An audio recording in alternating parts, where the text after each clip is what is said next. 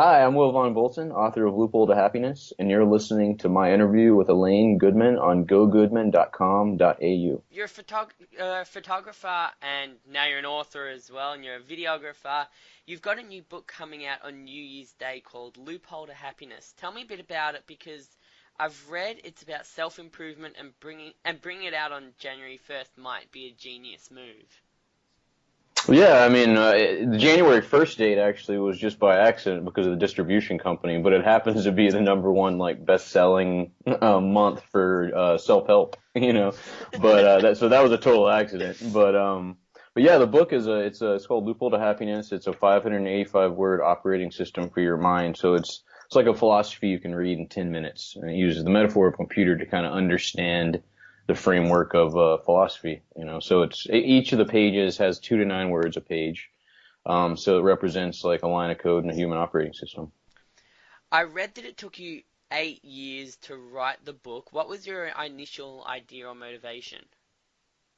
Well, I kind of just started writing things down just to help that I would, that it would help me. I would hear certain things. A good friend of mine's dad, for example, he said every time you walk into a room, always be positive, comfortable, and aware. And that's being a documentary photographer. I mean, I'm having to walk into rooms with people I don't know all the time and instantly be comfortable. And just that one line changed my entire life. And actually, that line inspired the whole concept. If one line can change a life, a collection can reprogram it. And so, about 5 years into just writing random things like that down, I kind of had that like a revelation moment that you can use the metaphor, this new metaphor of a computer, to have a framework of a philosophy. So then I started trying to convert it into an actual operating system for your mind. So each of the pages tries to cover the spectrum of being human. And it's a philosophy that you can be any kind of human. You know what I mean? It's a first principle philosophy, so it doesn't define any one of us. It's just, I think it's compatible with if you're if you're a podcaster or a photographer or an accountant, I think it applies to you, because it's that first principle of just being a human. How do you want the reader to use the book? Do you want them to read a page a day, or can they read all in one go and take out what they want, or? Really, it's kind of however they're inspired to pick it up. It's interesting. A lot of people, I have like my copy that I literally keep every day, and I just kind of flip through it. But if you want to read it straight, front to back, there is a semi-order. I spent about 4 months putting the order together. But at the same time, I mean, the order is not that important to me, I think, to get the concept. I think you can read kind of one page at a time. And because there's so few words, it almost reads like a tarot card. Your perspective reads it more than the words tell you, so it feels magic to me because there's so few words. It's like, depending on what you're going through, like a page will kind of stick out more than another page. It's really interesting now that I've kind of separated myself from the writing process, and now I just kind of read the book as if somebody else wrote it. And it's just been a really cool tool for me personally that I just hopefully other people, can use as well.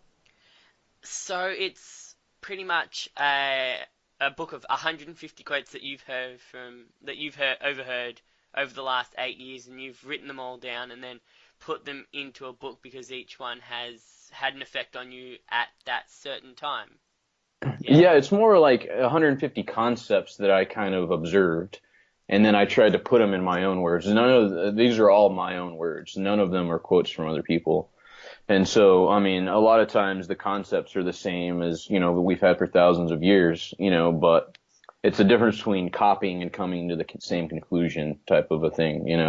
And so, yeah, these are all my own quotes, but at the same time, there's lessons that have been recycled for thousands of years, but I think this is a contemporary interpretation of those lessons. When it comes to books like these, are the concepts open to interpretation, or is there a basic idea that will work for everybody? I think it's everything's open to interpretation, which is really interesting. I've had two people actually tell me that they want to write an entire response to every page. And it's cool to see how different people see different things out of the lines than I even anticipated, that I see for myself. Like And so I think that's the beauty that I've seen in the writing process and now the presenting process is everybody sees it differently, and I think that's awesome. What makes you confident that this book will not only be successful for you, but also help the people that are reading it long term? What I do you want think this that book to achieve? well, I mean, I think just that it's just as many people that can read it, that's kind of what I want to achieve. But I think the proof is like it works. It's been working for me. Like this is a reverse engineering of my own, process of trying to find like the elusive happiness.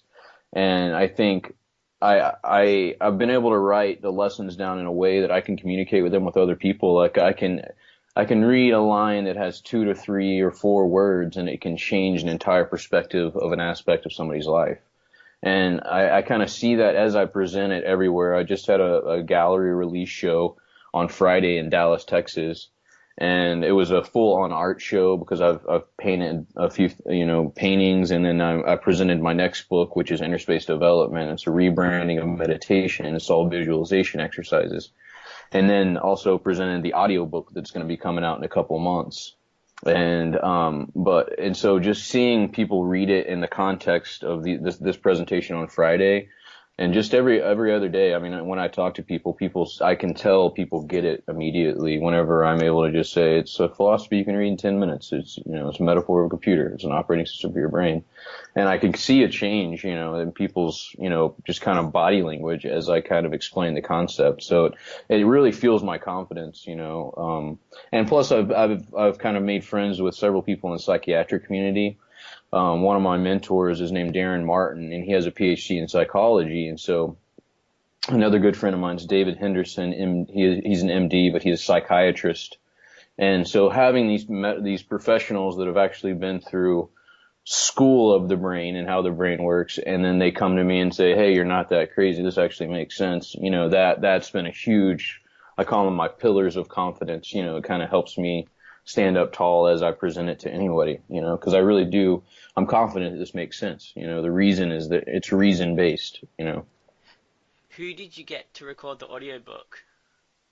I actually recorded my voice doing it, which was interesting because I've never heard my voice, and you know how your voice sounds so different, Yeah. in recordings.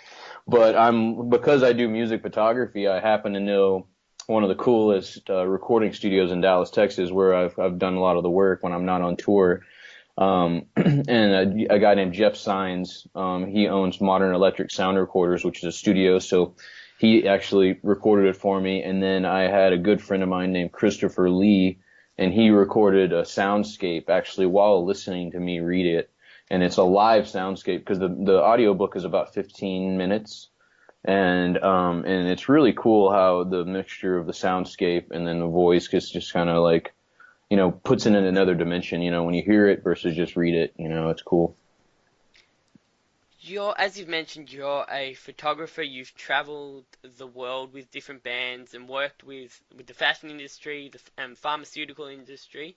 What originally drew you to photography, and is that idea still relevant to you? It sounds like you're a pretty philosophical guy, so you like thinking about the brain and what makes people tick and what works for people. And going into photography, you've obviously mixed with all different kinds of people. Have you always been like this?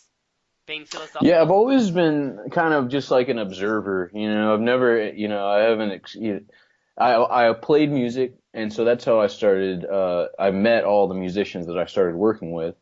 And so, after a while, I just started realizing the camera, when you take pictures of people, it attracts the most interesting people in the world, the most talented, creative people in the world.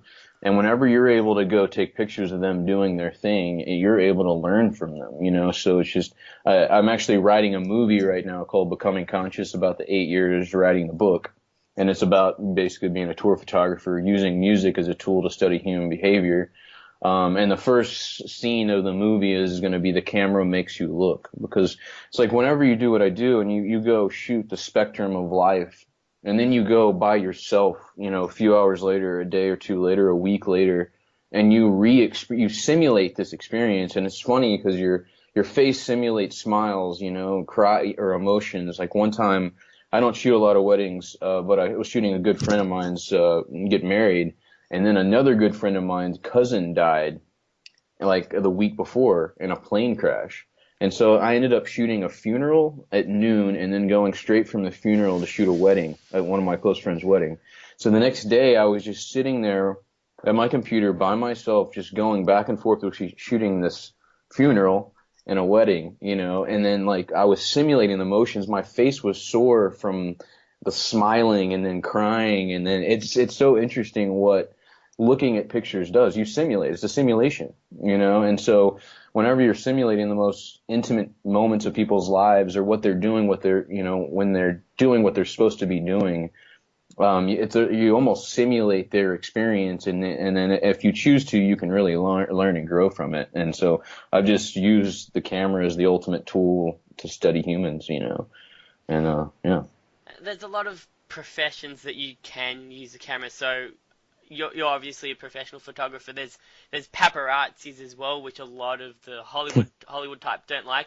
There's also photojournalists and people called stingers. I've watched a program about them. They go around LA at night shooting news stories and selling them to the news Yeah, stations. I've seen that. Yeah, Yeah, shot in the dark. That's a yeah, brilliant. I can't wait for season yeah. 2. It was amazing. Have you ever wanted to delve into different kinds of photography, or do you like just shooting people and their emotional sides and their everyday lives? Um, When they usually have kind of eccentric lives. Yeah, it was interesting how like different personality profiles are attracted to different kind of photography. And since I played music, I had a lot of friends, and I always just like towards the end of playing music, I was like, man, I'd rather hang out than actually play, you know. So that's kind of my personality. I just like to hang out with people, you know. And so it just works out well with music, and it's cool. Like some people like skating photography, and they probably have a background in actually skateboarding or something like that. But I'm not drawn to many like landscape photography. I mean, I used to do a lot of fashion photography, which momentarily I got, you know, I was into for a while, but I've always just come back to the human interaction part, no matter, and usually involving music or some kind of creativity, painting or something like that. I just really enjoy documenting the creative process, you know, creativity and, you know, people really pursuing something that they are drawn to pursue. You've spent some time as a tour photographer, as you've said, and R5 is one of the biggest bands that you've been on tour with. Now they're all siblings and they're reasonably young. How much access did they give you during their recording sessions, concerts, tours, and general lives? And what's your general aim as a tour photographer? And R5 was a is it different for bands that are more like veterans and bands that are all siblings and they're all under 21 or around Oh 21, yeah, 22? every band is like it's just like being around a different group of friends, you know. So it's just kind of a different social dynamic and a different you know, relationship with the camera. Or but R5 they grew up around cameras, so they're desensitized to them, which was a really interesting advantage that I had. So immediately I met them. The first time I met them, I was shooting them because I landed a couple gates over from them at the Tampa airport when I first started shooting them. I never heard the name R5, didn't know what they looked like. I was having to Google them before I actually like went to the gate to make sure I was shooting who I was supposed to be shooting, you know. And so as they're Please coming tell off me the that's never happened. You've shot the wrong person. Oh yeah, I mean, who know? I mean, most likely, if I really thought about it, I'm sure I can give you an example. No, but not this time. So I was like, okay, this is what they look like, you know. And so as they're coming off the plane, I'm like, I start shooting because their manager Andre told me just to start shooting. You know, I've never met any of these people, and so they actually thought that I was paparazzi whenever I was shooting them at first. And then after I kind of like shot the moment, I went and introduced myself, and we ended up just hitting it off. And the cool thing about specifically R5 and really every band that I've shot, it's really documenting developing a friendship with someone. And so with them, it's a special case because I'm really close to all of them. I mean, we don't tour together as much just for a lot of different, you know, reasons that make sense for both of us. But we're still friends. I mean, we text all the time. Next time I go to LA, I'm gonna probably, you know, stay with him for a couple of days and just hang out. And I document my friendships. You know, it's the ultimate thing. And what's cool about a band like R5 that has millions of followers is that they get to relate to my perspective of meeting these really cool people. They're super nice, just great people. And then I document every little moment of developing a friendship with these people and then share it to millions of people. So it's almost like they simulate my experience like I do when I shoot weddings, or not that I shoot a lot of weddings, but that wedding that I was telling you about. But now all these fans all over the world can actually feel what it feels like from my perspective to develop these really genuine friendships with these real people that, have this certain circumstance that makes them, celebrities, but they're just really good people, and it's cool to be able to document that and really translate what it is like to be a friend with somebody like these people. Is there a kind of sense that you have to document their, I guess, human side rather than their celebrity side in order to portray the fact that they are actual people and that you're friends with them and anyone can be friends with them? You don't want to get too much of that celebrity side because that's just going to maybe distance them or attract the wrong crowd. I never really consciously thought about, the balance of, what sides they were showing. But like I just kind of generally documented their lives, as accurately as I saw it, and I would go on their family vacations and I would go, like one year I celebrated Thanksgiving with them on the beach. They got a bunch of RVs and we just all like camped out on the beach for like 3 or 4 days. Um, and so I like that and I appreciate the personal stuff a lot because I just get bored with live stuff, especially towards the end, because I've been shooting live touring, photography for 15 years now. And so I'm just like, towards the end, I was like, I'm just over the live photography. Like I basically just wait, like I shoot a bunch of stuff while they're playing, but I'm like always just waiting for them to get off the stage and I just shoot until I, get to hang out with my friends again, so that's kind of what that experience was like. Yeah. I read you've been to over 30 countries as a tour photographer. What are some of your favorite landmarks that you've seen in terms of photography? I loved Rome. Rome blew my mind, and it always comes as the top of my list if somebody asks me. I really enjoyed, like we were talking about Australia and New Zealand, just coming to that side of the world where the people still spoke English, but it was like some alternate universe, where, and it's like, so I really appreciated that. I chickened out. I almost went bungee jumping in New Zealand under that bridge. Yeah. Um, yeah, I'm sure you know what I'm talking about, but I ended up not feeling too good. And then I saw Rocky, one of the guitarists in R5, walking to go bungee jumping as I'm like chickening out on it, and I'm like, oh no. So, but I love Japan and all over South America. I just really appreciated the opportunity to just go see so many places, and just literally get paid to hang out and take pictures while I go there. As a person that has studied the human mind through photography and worked out a formula to self-improvement, do you see a big difference between people who are famous or who have big followings and the average person you'll walk past in the street? Do you have to be somewhat crazy or eccentric to want that attention or to put yourself in a position to be judged by the masses? That's interesting. Like one time I was talking to Ross Lynch, the singer of R5, about what it's like to be a celebrity, and we were going back and forth in an email because we weren't on tour at the time, and I had just heard that Queen song "We Are the Champions," and one part of the chorus is like it's like you're being challenged in front of the entire human race. And so there's a whole other, that's what to me is celebrity is you're like Ross is in a specific position where he was 14 when he started getting worldwide attention. Now he's 21. So these developmental years, these, celebrities have to go through like while everyone is watching. And that's a whole other like dimension of challenges. So it is very different, but I think the challenge nurture ratio of life is still relatively the same. You still have challenges and there's a lot of advantages that kind of, help that challenge be easier. But at the same time, I think just every one of us are human and we all have these same relative challenges, and, but there's another level of challenges that comes with celebrity.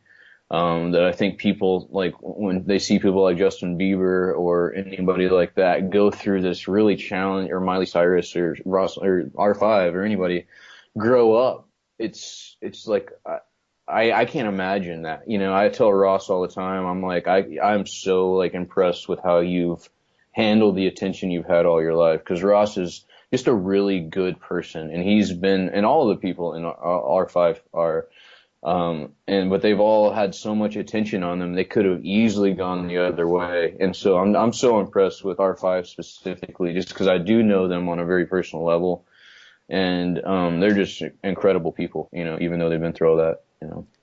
Has the invention of social media and even YouTube as well kind of diminished the work of a photographer because anybody can take a picture with their phone and upload it instantly, whether it's good quality or not? And most of these Yeah, phones are it quite good has. quality now. Yeah, for sure. I mean, the market's changed completely, you know, and you're kind of competing with energy and perspective, you know, because back in the day, like whenever back in the day, whenever I really was shooting more aggressively and all the time, full time, there weren't as many photographers, you know, like it wasn't as easy to take a picture as it is now. Technology has made the learning curve of taking a picture from 10 years to less than 10 seconds if you can learn how to use an iPhone. Because it literally, I mean, it's almost, that's almost not an exaggeration. So because of that, there's a lot more photographers, and I encourage it because it just makes people better, you know, because there's so many people taking pictures, and just the cream of the crop rises. And so, I mean, that's one of the reasons I've started just kind of stepping back because I realize I'm 35 now. like And that's not I've even been, old. I know at the same time, but I've been touring for the last 15 years of my life, you know, if not longer, but at least since 2009 doing tour photography. And I just, you know, you kind of become in a state of arrested development because I've just been partying all my life, you know what I mean? And so I'm like, well, I guess I should probably like, you know, plus I'm kind of losing my vision a little bit, you know, so I'm just like, I'm starting to just like encourage like the younger like photographers already, even though I like 35 is not that old, but you know, I really feel a calling to just start writing because I feel like that is what I'm supposed to be doing is just observing, which is what all my writing really literally is just observations that I make along the way. Is there a band you would come out of retirement for if they asked you to be a photographer? Oh yeah, I mean sure. I mean like you know it depends on how long of a time commitment actually to be honest. But you know if it's just like a week or you know 3 or 4 days, like I'm down to really go for really anybody. I think I'm gonna do some dates with some good friends of mine called the Room Sounds coming up. We're just gonna go just so I can go to a ski mountain in Salt Lake, Utah. You know what I mean? But they want to film a music video with me, so I'm just like, okay, I'll go skiing for free for a weekend, you know, and take pictures while we do it. So, yeah, I mean, I'll always like to take pictures. You know, it's like it's a beautiful like tool that I just love. But at the same time, like I'm shifting like taking pictures for my own pleasure versus, you know, just for hire as much. Yeah. So you get paid to go on planes and go to all these exotic places in the world and take photography. Like you get all that covered and you get paid, so it's a job as well. Oh yeah, it's so surreal. I just remember falling asleep regularly and being like, is this really what I do for a living? And like, you know, it's yeah, I'm just so lucky, you know, the perspective that's given me, really. So how do you go from band to band? You said you've kept like you know a lot of bands. What's your theory on networking? Are you a good networker? Yeah, I mean, I like to call it, yeah, more just developing relationships. Like that word networking kind of disconnects the being human out of it. But I love developing relationships, which is like ironically one of the lines of the book. But like I have coffee with people 2 or 3 times a day if I'm around like a city, you know, Not the because same like right person. now I just Not the same person. no. I mean, I have a lot of repeats, but I mean, I literally just meet with everybody I can, and that's been my like, I love conversations. I love talking to people, and you know, we just go have coffee, and just 2.5 hours later, it's like, I guess we should probably go, you know, and so that happens to me almost every day of the week, and because I just love conversation, and that's just what I do, and that's what's gotten me. That's who introduced me to Darren Martin, which is the PhD in psychology, and who introduced me to my publishing company, that introduced me to a distribution company. And so it's just the way you do things, I think, is just go be a human, go be like a cool person around. And specifically with photography, it's like don't try to like get a job. I mean, do whatever you want, but don't try to just go get a job saying I'm a photographer on the road. It's like be a friend on the road that happens to take pictures. And I think that kind of just treat everybody like you don't have to like be like best friends, but just be friendly, and just treat people well, do what you say you're going to do, and then people will call you back just because if you just do those things, you're ahead of 90% of the people out there, because it's really incredible how many people just don't follow through on what they say they're going to do. So if you can literally just do that, you have an advantage. Finally, where can people find you and buy your book and see when you go out on the road again and see some of your photography work? Yeah, well, if you want to see photography work, my website's wbolton.com. It's wbolton.com. And then if you want to learn more about the book, Loophole to Happiness, it's loopholetohappiness.com, and you can buy the book online on the actual website, or it's also available. It may actually, because you're in Australia, it may be easier to get it on Amazon, and it'll be out. You can pre-order that now on Amazon.com, and I'm pretty sure you should be able to get it in Australia that way. And Um, even book anywhere depository. for Book depository. it's through Ingram distribution. So what kind of ever stores that have Ingram distribution, I'm not really sure exactly who would have it in Australia, specifically on January 1st, but hopefully somebody. Is the Von a choice or is that actually in your surname? Oh, yeah. So that's a whole story. So Oh, so here I we was go. so like yeah. So there was during the 8 year period of writing Loophole to Happiness, I have it was when I was shooting fashion photography, and I met this model that I ended up getting married with, and her last name was Von Bergen, and so my last name's Bolton. So all of our friends called us the Von Boltons and kind of merged our last names. And so when we got married, like we kind of changed our name to the Von Boltons. And then when we got divorced, we were still friends. And I was like, "Is it cool if I keep the name? It's like a cool stage name." And she was like, "Sure." So I just kept Will Von Bolton as almost like in remembrance of a beautiful experience that didn't really quite go right. you know. So Um, you even maintained a friendship with your ex-wife. You must be really good at this friendship thing. yeah. Well, we actually called our divorce a controlled descent and got divorced on exactly on our 4 year anniversary. And there were some definite dark days afterwards, just kind of navigating those extreme emotional, relationship changes. But it inspired, probably an eighth of the book is directly, going through those darkest days of my life. Because how can you write a book about happiness if you haven't really been in the dark days? And so I'm thankful in retrospect of really going through those dark days because it gave me the book, you know. And but yeah, so we're still really good friends. Like we still talk pretty often, and it's a very special friendship that only we can have together, because we shared such a part of our developmental time together, so close. Well, it's been fun. I didn't know what to expect from this, but you've got a lot of good insights into the brain, into psychology, which I'm very interested in. We even touched on Justin Bieber, which was kind of cool. So thank you for giving me the time, and I hope your book has a successful release. Thank you so much, Elaine.